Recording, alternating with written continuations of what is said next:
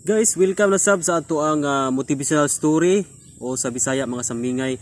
Guys, daghan kayo mga tao nga dili na may nampuon, especially do na sila gipaampo sa Ginoo nga dugay kay natubag, so ni stop sila og prayer. So nini nga sambingay o nini nga motivational story, magisigot kita about prayer.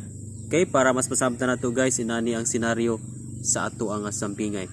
Adunay usa ka Kristohanon nga dugay na siyang na backslide, dugay na siyang wala na mo simbahan, and stop na po sa mga pag-ampo tungod lagi kay na discourage siya sa ang gipray nga wala na nga tubag ang iya mga gipang-ampo.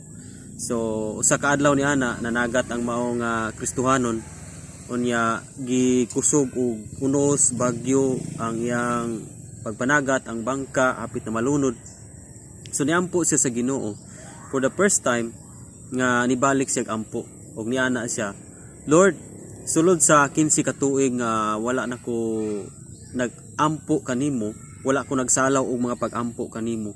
Ini nga higayon Lord, ako mangayo kanimo nga kung luwason mo ako niining mao nga trahedya nga akong naagyan karon.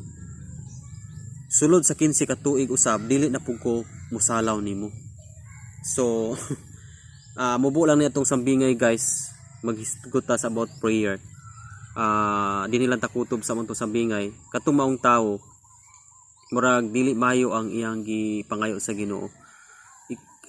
For the first time siya nakabalik sa pag-ampo, pero ang iyang pag-ampo nga kung luwason siya sa Ginoo, dili na daw siya mo salaw pud sa Ginoo sa laing 15 na pud katuig. Kay 15 siya katuig nga wala na nag-ampo, nag-backslide siya. So 15 pud katuig kung tubagon to ato nga time, 15 pud daw siya katuig nga dili na pud siya mo salaw sa Ginoo diya sa mga pag-ampo. Guys, nagayon ang Biblia in 1 Thessalonians 5:16 to 18 nga matud pa na diya, pray without ceasing ug pag-ampo kamo sa tanang panahon.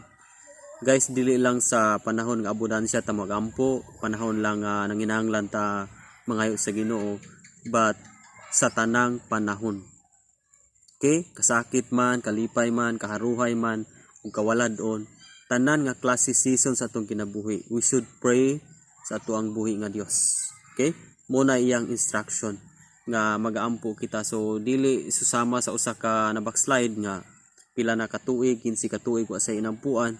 So nahitabo nga nangayo sa Ginoo for the first time. Dili na po daw siya moampo kung tubangon sa Ginoo. Daghang mga inana nga Kristohanon karon, human sila gitubag sa Ginoo sa ilang mga prayer. Nawala sila sa pagsimba, nawala sila sa pag-serve, nawala sila sa pagkamay ng puon, human nga gitagbo sa Ginoo ang ilang mga pag-ampo. Dunay mga tao nga nagpray sila balatian, sadyang grabe pa ang balatian, nagapanaad sila sa Ginoo nga kung maayo musimba sila. So naayo tuod, then simba, pero abtan lang og 2 ka bulan, 3 ka bulan, nawala ra pud sa simbahan. So nawala ra pud ang ilang gisaad sa Ginoo.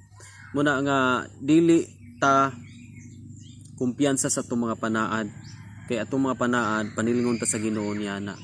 Munang ato ang pangayoon sa Ginoo ra gyud nga makuha gyud nato ang iyang kabubuton nga magaampo kita sa tanang sitwasyon, tanan nga klases panahon nga moabot sa atong kinabuhi, magaampo gyud kita. Guys, di lang ta kutob sa atong sambingay, mubo lang ito sambingay, and kung na-bless ka, paki-comment lang, o kung bago pa kaningat channel ayaw kalimot sa pag-subscribe. Actually daghan na kay ta sambingay guys, paki-scroll up lang, pili lang sa tunga sambingay. Glory to God, yang tanang dong himaya. God bless, kita-kita na punta next video. Glory to God.